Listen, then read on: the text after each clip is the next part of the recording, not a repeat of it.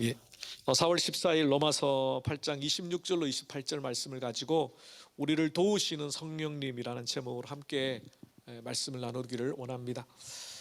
얼마 전에 CBS 새롭게 하소서에 출연하신 낮은 울타리 교회 장신웅 목사님의 간증을 잠시 본 적이 있습니다.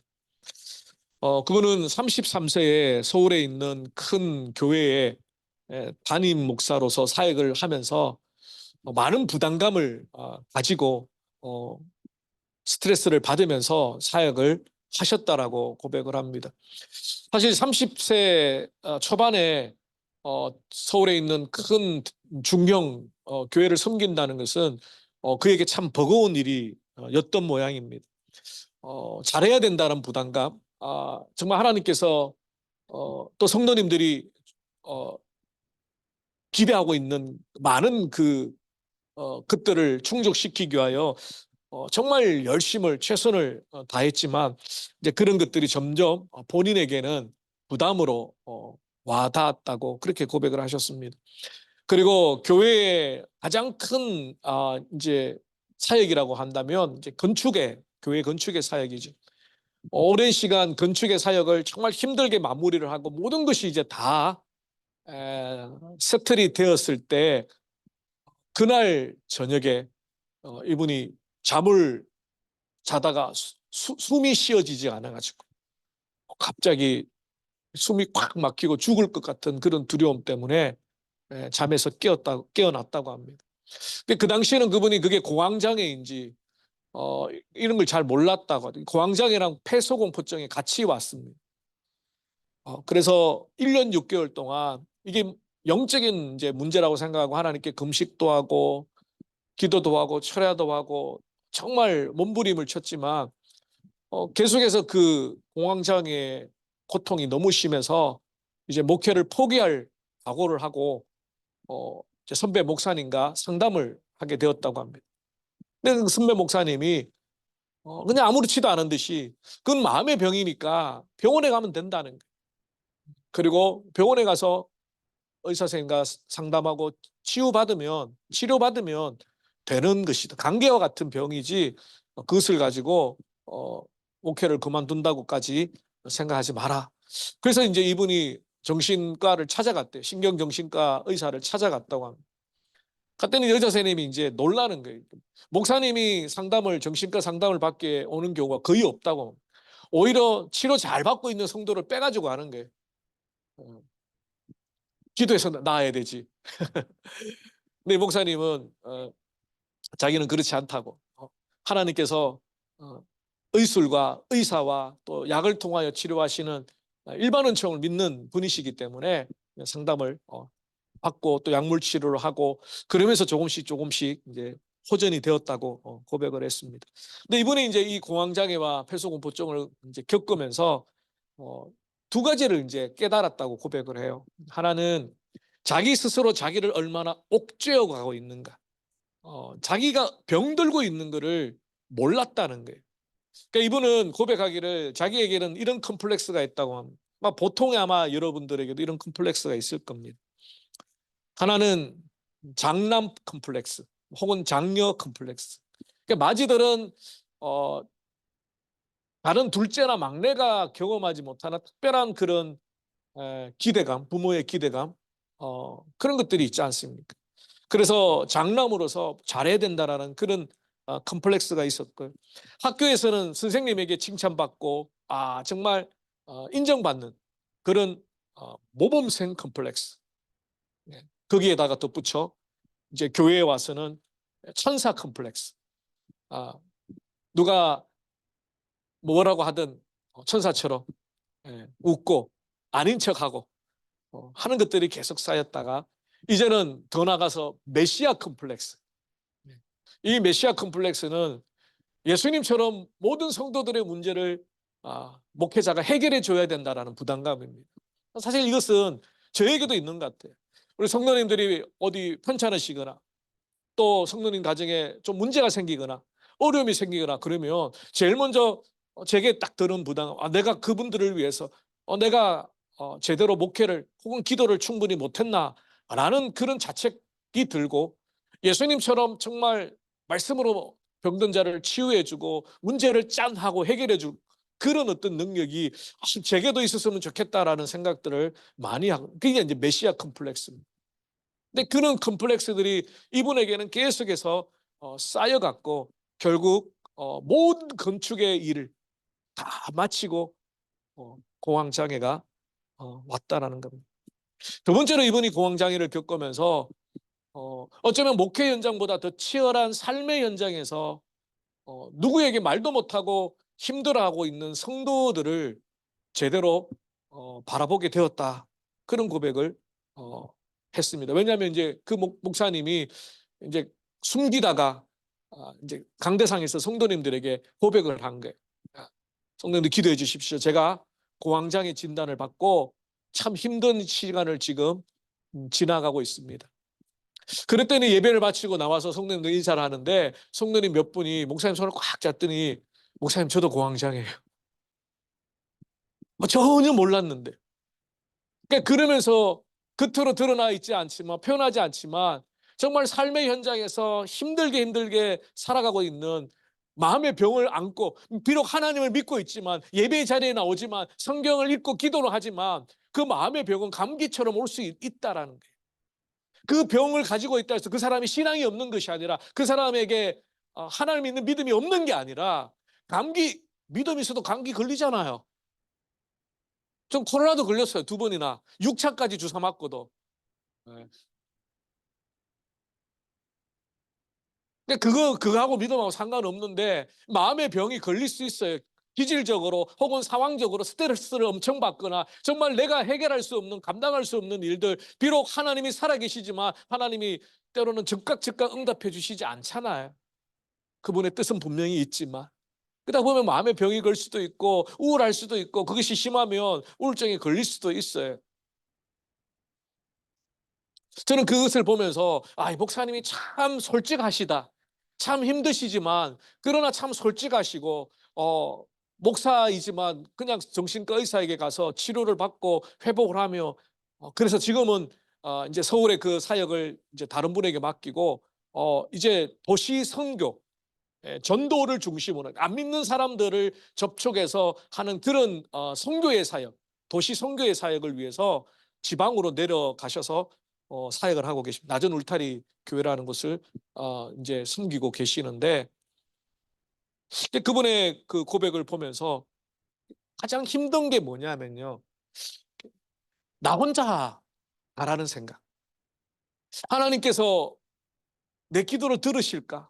왜냐하면 1년 6개월 동안 그 공황장애에 말도 못하고 혼자 끙끙 앓으면서 기도하고 철야하고 금식하고 정말 하나님 앞에 고쳐달라고 매달렸지만 하나님께서 아무런 응답이 없을 때 가장 크게 힘든 것은 나 혼자라는 절망감. 그게 제일 힘들죠. 목회자라 할지라도. 근데 사실 그렇지 않습니다. 오늘 본문의 말씀을 통해서 성령 하나님은 하나님의 백성을 떠나지 않고 그 하나님의 백성의 고난을 외면하지 않고 그 아픔과 시련 가운데 함께 하실 뿐만 아니라 특별한 기도로 우리를 돕고 있다라고 말씀합니다.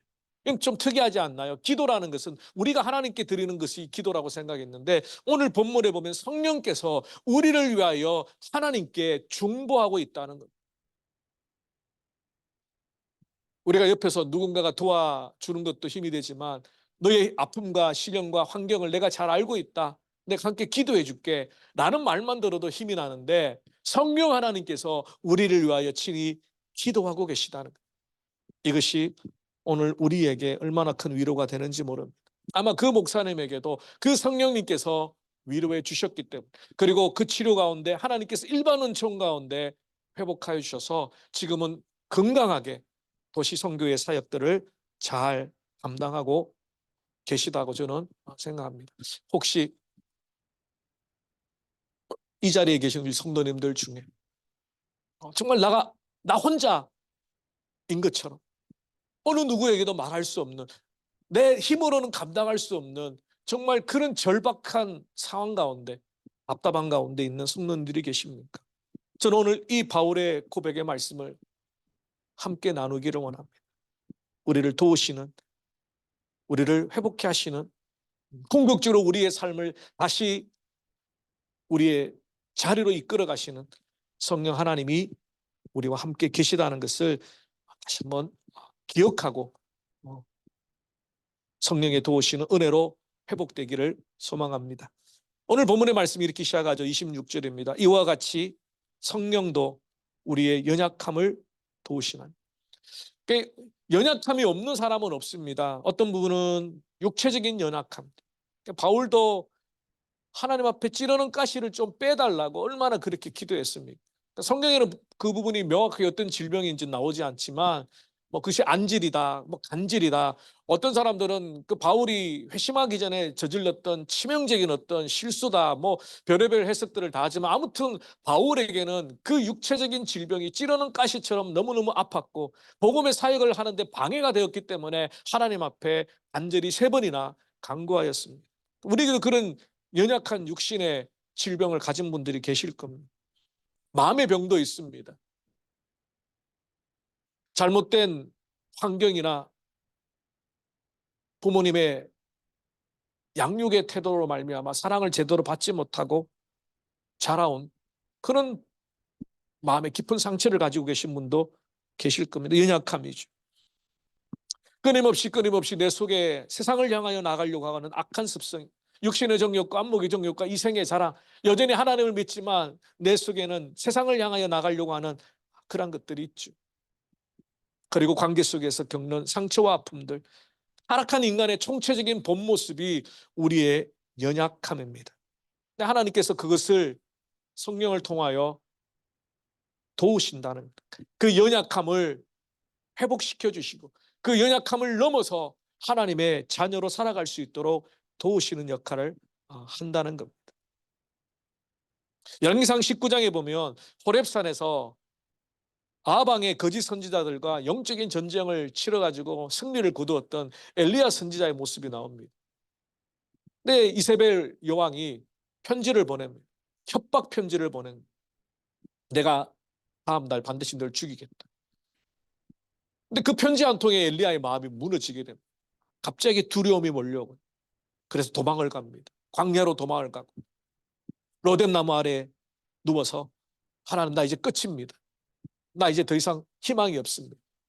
사실 그도 그럴 것이 그 당시에 거짓 선지자들이 득세하면서 참 선지자들을 다 죽였어요. 그러니까 엘리야가 혼자만 남았다라는 절망감에 빠지게 됩니다. 그리고 나도 이제 나 혼자서는 할 수 없다. 하나님 내 생명을 그냥 데려가십시오.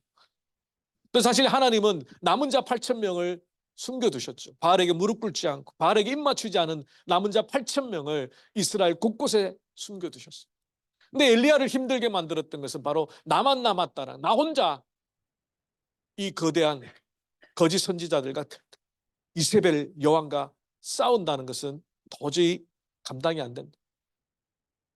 그 혼자라는 절망감 때문에 그는 하나님께서 지금 나를 데려가도 나는 괜찮다라고 고백했던 것입니다. 그렇습니다. 때때로 우리의 삶 가운데도 이런 막막함이 있습니다. 아무도 나를 이해해 줄 수 있는 사람이 없다. 또 어느 누구에게도 하소연할 수 없는, 근데 그마저도 하나님께서 외면하신 것 같은, 아무리 하나님께 기도해도 즉각적인 하나님의 응답이 없는 상황, 나 혼자구나 절망할 수 있습니다. 근데 예수님께서 부활 승천하시면서 우리에게 보혜사 성령을 보내주시고 그 성령께서 우리를 위하여 간구하고 계시든, 오늘 본문에 나오는 우리의 연약함을 돕는다라고 할 때 이 돕는다는 게 무거운 짐을 같이 들어주다는 뜻입니다. 마태복음 말씀처럼 수고하고 무거운 짐진 자들아 다 내게로 와라. 우리의 인생에 무거운 짐이 있습니다. 수고가 있습니다. 그것을 주님 앞에 맡길 때 성령께서 함께 들어주시는, 성령께서 우리에게 그것을 감당할 수 있는 능력과 힘을 더하여 주신다는 것. 오늘 본문에 나타나 있는 성령의 중보의 기도는 크게 3가지 특징을 가지고 있습니다. 첫 번째는 말할 수 없는 탄식의 기도입니다.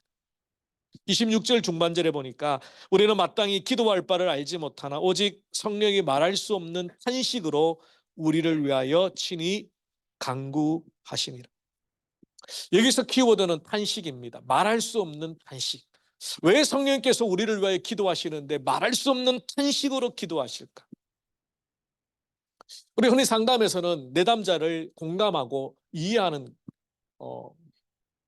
심퍼시가 있고 엠퍼시가 있습니다. 이제 그 상대방의 마음의 상황에 내가 들어가서 그를 이해하고 공감하면서 그 문제를 함께 풀어가는 아주 중요한 방법이죠. 근데 성령께서는 우리 이상으로 우리를 잘 알고 계십니다. 나의 탄식과 나의 아픔과 나의 고민과 나의 절망과 나의 안타까움을 누구보다도 잘 아셔. 왜냐하면 우리 안에 계시니까. 우리의 영혼 가운데 계시니까. 그분이 너무너무 우리를 잘 알고 있어요. 종종 우리는 그렇습니다. 우리 자신을 잘 모를 때가 있어요. 내 감정이 어떤 상황인지, 내가 지금 어떤 절망 가운데 내가 하나님 앞에 있는지 내 스스로를 잘 모를 때가 많아요. 그런데 성령께서는 우리보다 우리를 더 잘 아시기 때문에 우리를 향한 안타까움으로 하나님 앞에 우리를 위하여 중보하며 말할 수 없는 탄식으로 기도하고 계시다는 것. 정말 우리는 막다른 인생의 골목에 부딪히면 기도조차 나오지 않죠. 어떻게 기도해야 될지, 무엇을 기도해야 될지, 하나님께서 과연 내 기도를 듣고 계시는지. 그래서 항상 그 기도의 끝에는 하나님을 향한 항변입니다. 왜 하필 저입니까? 하나님 왜 하필 우리 가정입니까? 왜 하필 이때입니까? 왜 이런 어려움을 주십니까? 때로는 현실을 부정하고 현실을 원망하고 현실에 눌려버려서 기도조차 나오지 않을 그때에 우리가 기억해야 될 것은 우리를 끌어안고 우리의 전부를 우리의 영혼을 속속들이 자라는 우리의 눈물을 잘 아시는 성령께서 말할 수 없는 탄식은 우리를 위하여 중보하고 계시다. 정말 깊은 마음으로 우리를 위로하고 계시다. 때로는 그런 성령 하나님이 우리에게 느껴지지 않을 때가 있습니다. 그러나 우리는 하나님의 약속의 말씀을 믿는 하나님의 백성. 이 약속의 말씀에 우리가 정말 기도조차 하지 못할 그 막다른 골목에서 힘들어할 때 말할 수 없는 탄식으로 성령님은 쉬지 않고 우리를 위하여, 여러분을 위하여 기도하고 계시다는 것. 그러니까 누군가가 나를 위해 기도하고 있다는 것을 알 때 참 힘이 되잖아요. 아마 한국에 계시는 어른들이 기도하실 거고 구역장님이 기도하실 거고 부족하지만 제가 새벽마다 기도하고 누군가 나를 위해 기도할 때 그 기도가 헛으로 사라지는 게 아니고 반드시 들으시는 하나님의 응답이 있다. 지난주에 아들레이드 장로교 권사님, 은퇴 권사님 한 분이 90세로 하나님의 부르심을 받았다는 소식을 들었습니다. 사실 제가 아들레이드 처음 갔을 때부터 또 멜번에 개척하러 난 이후 뭐 계속해서 한결같이 사랑을 베풀어 주시고 또 기도해 주시는 그런 권사님이 셨습니다.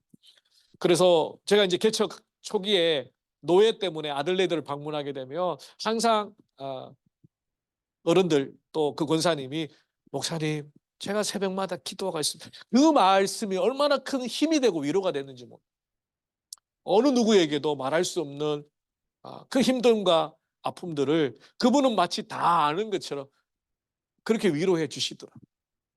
그런 이제 하나님의 부르심을 받고 90세로 천국에 가셨습니다. 물론 이제 천국에서도 또 기도해 주시겠죠. 기도해 주시고 격려해 주시겠지만 아무튼 우리의 상황 가운데 참 힘들고 어려울 때마다 성령 하나님께서 지금 말할 수 없는 탄식으로 나를 위해 기도해 주구나. 기도하고 계시구나. 그것이 우리에게 큰 위로와 힘이 됩니다. 성령 하나님은 마치 어머니와 같은 모습으로 성경에는 많이 묘사가 됩니다. 그래서 말할 수 없는 탄식. 저는 이 대목을 딱 보면서 사춘기 자녀를 위하여 기도하는 어머니의 모습 같다 이런 생각이 많이 들었어요. 이제 나이가 들어서 다 커버린 아이들을 뭐 부모가 이래라 저래라 한다고 되겠습니까? 그냥 하나님 앞에 올려드릴 뿐이죠.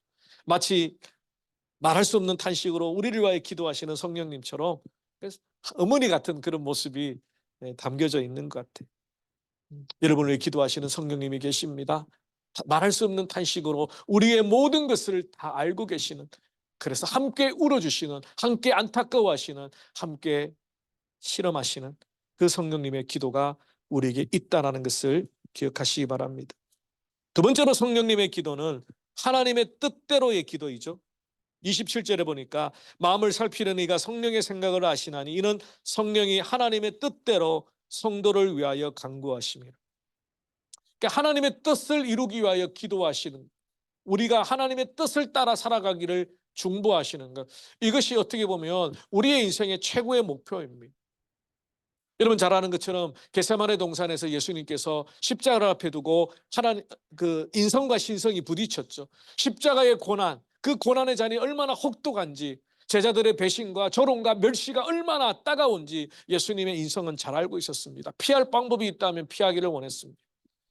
근데 예수님은 하나님의 아들로서 이 땅에 하나님의 뜻을 이루기 위하여 오신 하나님의 아들이죠. 그래서 기꺼이 십자가를 지기를 결정하셨습니다. 할 수만 있다면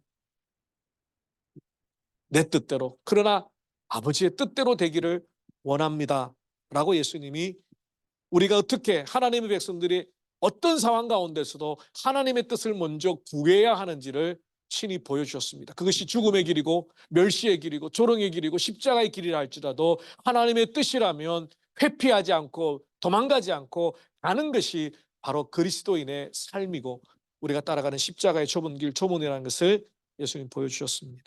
그러나 오늘 성령께서 우리를 위하여 말할 수 없는 탄식으로 기도하는데 그 목적이 뭐냐면 하나님의 뜻을 이루도록 우리를 위하여 기도하신다는 것. 우리의 삶 가운데 하나님의 뜻이 이루어지는 것. 한 번밖에 없는 우리의 삶 가운데 하나님의 뜻이 드러나는 것. 우리를 통하여 하나님의 영광이 드러나는 것.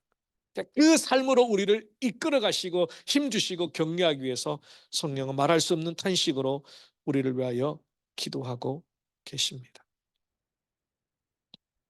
이 세상을 본받지 말고 구원받은 하나님의 자녀로 우리의 삶 가운데 하나님의 뜻을 날마다 묻고 살아가는 삶.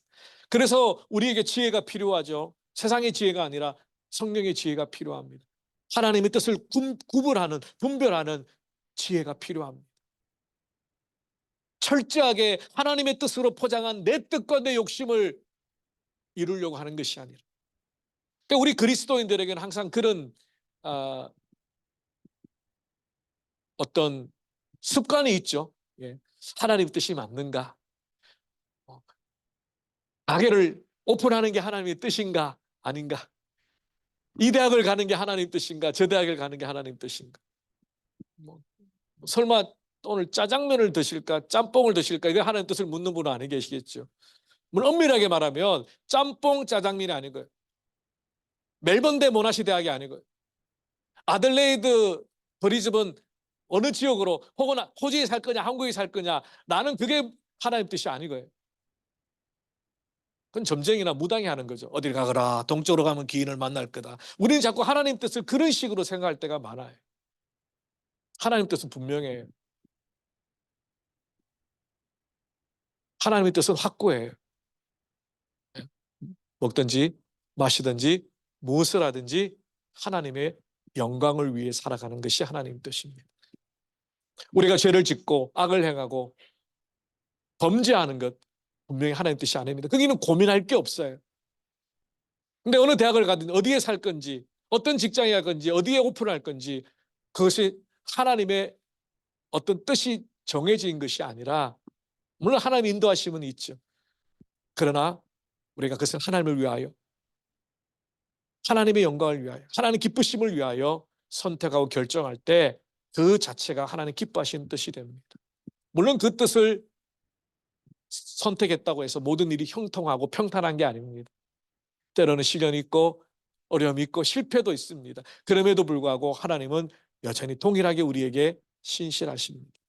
그러면 여러분이 앞으로 기도하실 때, 하나님 뜻을 물을 때 하나님 기뻐하시는 일입니까? 하나님 정말 기뻐하시는 뜻이라면 그것이 어디에 가든 무엇을 하든 어떤 선택을 하든 하나님의 기쁨이 될 줄로 믿습니다라고 결정하십시오.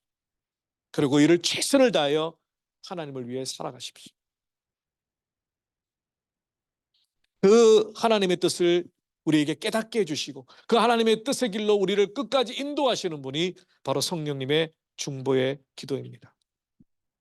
우리의 생각을 너무나 잘 아시고 우리의 상황과 형편을 너무나 잘 아시기 때문에 우리를 하나님의 뜻대로 살아갈 수 있도록 간구하시고, 그래서 우리는 성령의 중보의 기도가 날마다 필요하죠. 성령께서 날마다 우리의 삶 가운데 구분할 수 있도록, 하나님 오만한 길에 서지 아니하고 죄인의 길에 서지 아니하고 하나님의 뜻을 따라 살아갈 수 있도록 날마다 지혜를 주십시오. 믿음의 눈을 열어 바라보게 해주십시오. 세 번째로 성령의 기도는 모든 것이 합력하여 선을 이루심을 깨닫게 하는 기도입니다. 이것은 고난이나 시련이나 어려움을 내 관점으로 바라보는 것이 아니라 하나님의 관점으로 바라보고 하나님의 크신 계획을 믿음으로 고백하는 겁니다. 28절이죠. 우리가 알거니와 하나님을 사랑하는 자 곧 그 뜻대로 부르심을 입은 자들에게는 모든 것이 합력하여 선을 이룬다. 좋은 일만 합력하여 선을 이룬다가 아니에요. 행복한 일만 합력하여 선을 이룬다는 게 아니에요. 때로는 우리의 실수와 우리의 연약함과 때로는 우리의 악함까지도 하나님이 사용하셔서 선을 이루시고 우리를 변화시켜요. 여러분, 다윗이 바세바를 범했습니다. 그렇지 않았다면 그의 삶 어떻게 보면 더 칭찬받고 완벽한 인생이 되겠죠. 그러나 그 실수와 실패를 통하여 하나님 앞에 철저히 회개함으로 그는 다시 한번 하나님 앞에 두렵고 떨림으로 서게 되었습니다. 이 말은 여러분 죄를 지으라는 뜻이 아닙니다. 여러분이 지은 죄를 합리화하라는 뜻이 아닙니다. 이미 이루어진, 이미 지나간 우리의 과거의 실수와 아픔과 그 상황들을 지금 우리는 다시 바꿀 수가 없습니다. 그런데 그것을 바라보는 우리의 믿음의 관점은 바꿀 수 있습니다. 하나님 그것을 통하여 우리의 미래를 이끌어 가십니다. 모든 것이 합력하여 선을 이루십니다. 하나님의 뜻대로 부르심을 받은 자, 하나님의 사랑을 입은 그 자들은 하나님께서 그 모든 삶의 환경들을 마치 모자이크의 피스를 맞추어 가듯이 큰 그림으로 만들어 갑니다. 우리 큰애들 어렸을 때 이제 방학 때 모자이크를 하거든요. 500피스도 하다가 1000피스도 하다가. 지난 코로나 팬데믹 때 8개월 동안 락다운 하면서 또 이렇게 같이 피스를 맞추었는데, 시작은 이제 애들이 하지만 마무리는 항상 제가 해야 되잖아요. 그죠? 그게 쉽지 않더라고요. 색깔이 다 비슷하고 어디에 들어갈지 일일이 다 맞춰봐야 되니까. 그죠? 근데 그 당시에는 처음에는 이 피스가 어디에 들어갈지 모르지만 이게 한 조각 한 조각, 이게 마치 우리의 삶인 같아요. 지금 우리의 삶 가운데 일어난 일이 좋은 일만 일어난 게 아니고 힘든 일도 일어나고 속상한 일도 일어나고 슬픈 일도 일어나고 참 감당하지 못하는 답답한 일도 일어나지만 그것이 내 삶에 꼭 필요한 한 조각이기 때문에 하나님께서 허락해 주셨다는 거예요. 근데 그 조각들이 다 모아져서 걸작이 됩니다. 마스터피스. 근데 그 조각들은 한 조각 한 조각 1000조각이 다 있어야 돼요. 어쩌면 여러분의 삶 가운데 하나님 이 조각은 싫어요. 너무 힘들어요. 이건 너무 속상해요. 왜 이렇게까지 하나님 주셔야 되나요?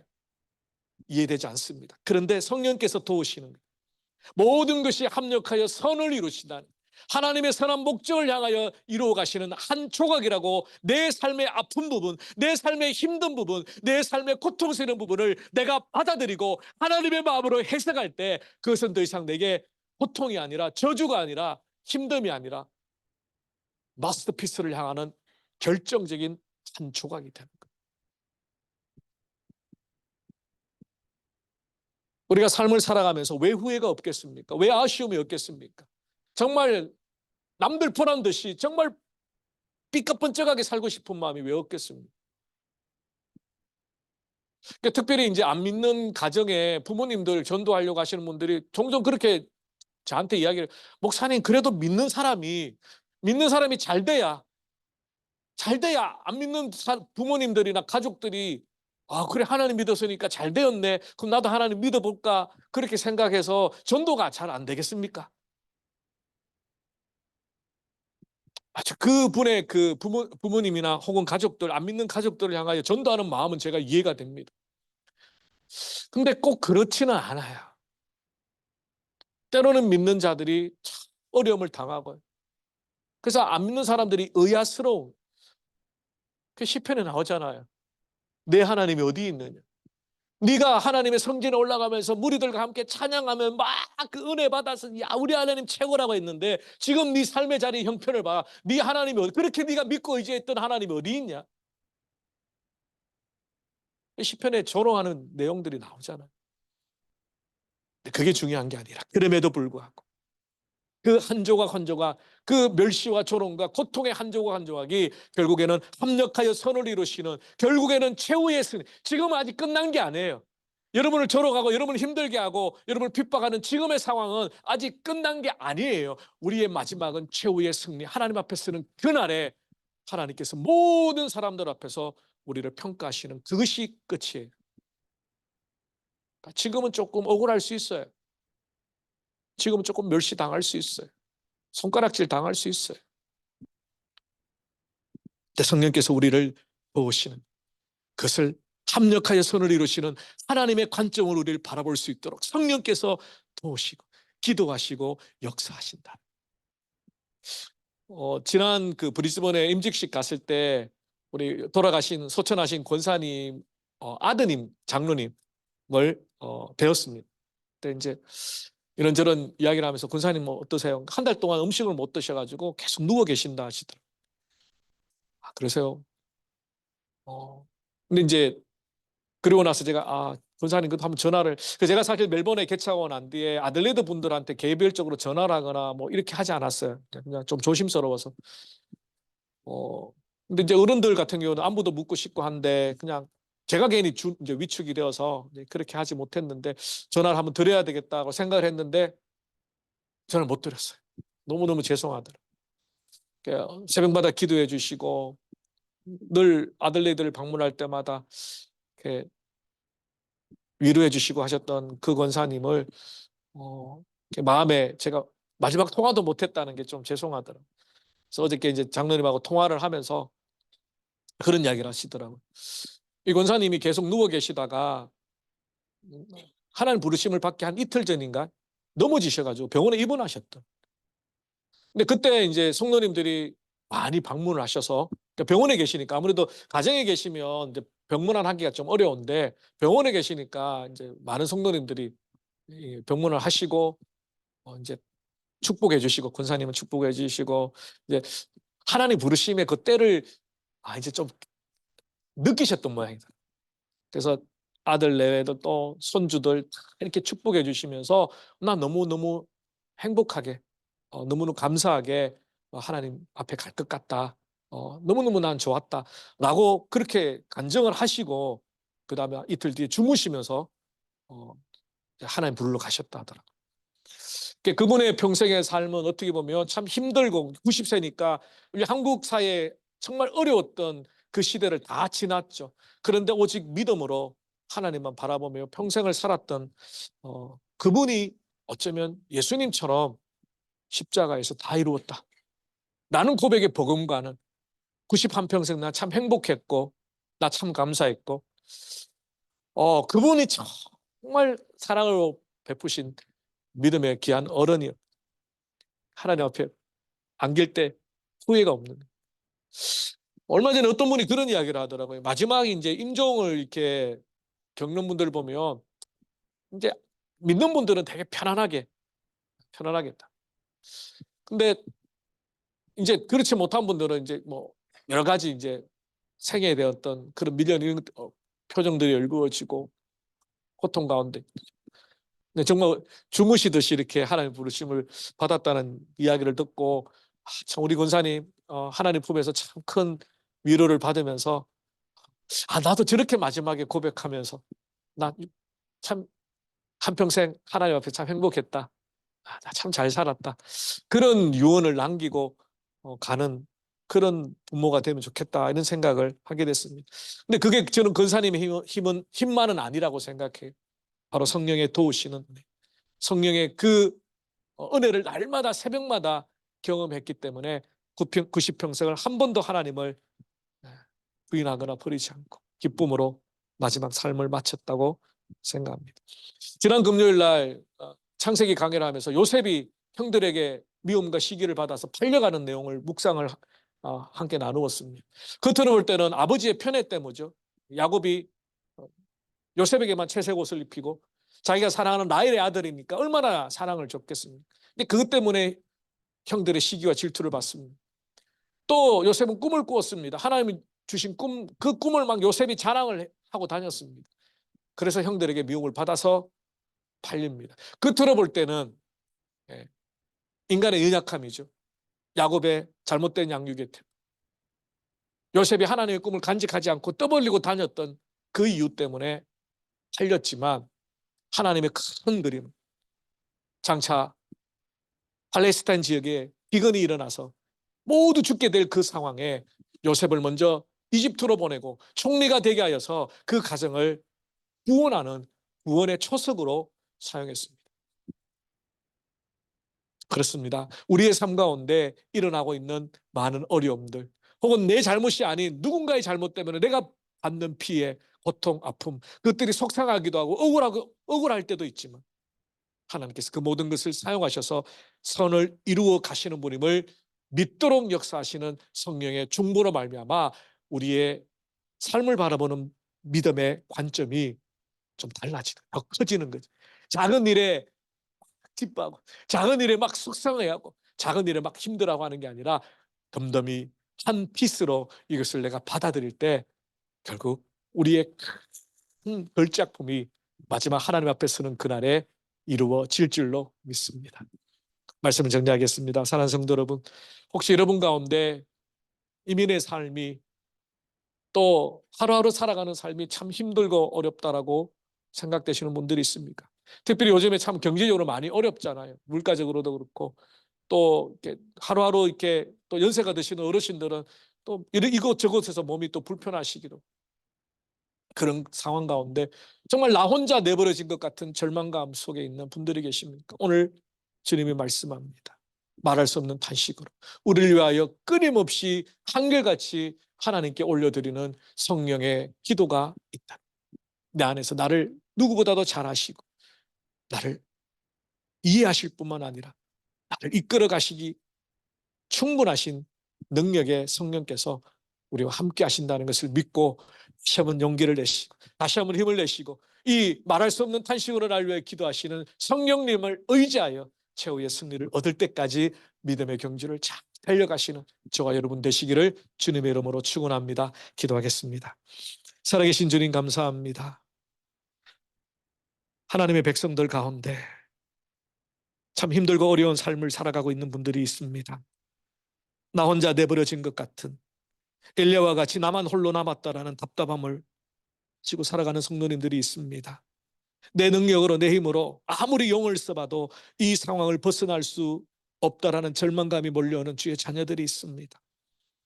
이민생활, 유학생활, 워크홀생활 우리의 삶의 자리는 다르지만 하나님 우리와 함께 하시는 성령님은 동일하신 줄로 믿습니다. 그 성령님의 말할 수 없는 탄식 우리의 연약함을 도우시는 그리고 하나님의 뜻대로 우리의 삶을 이끌어갈 수 있도록 그리고 우리의 일어나는 모든 삶의 자리와 환경을 하나님의 선한 관점으로 바라볼 수 있도록 우리를 중보하시는 성령님이 계심을 믿고 의지함으로 다시 한번 힘을 내고 용기를 내어 우리의 믿음의 경주를 잘 달려갈 수 있도록 우리를 축복하여 주시옵소서. 감사하고 우리 주 예수 그리스도 이름으로 기도 올리옵나이다. 아멘. 우리 다 일어나셔서 성령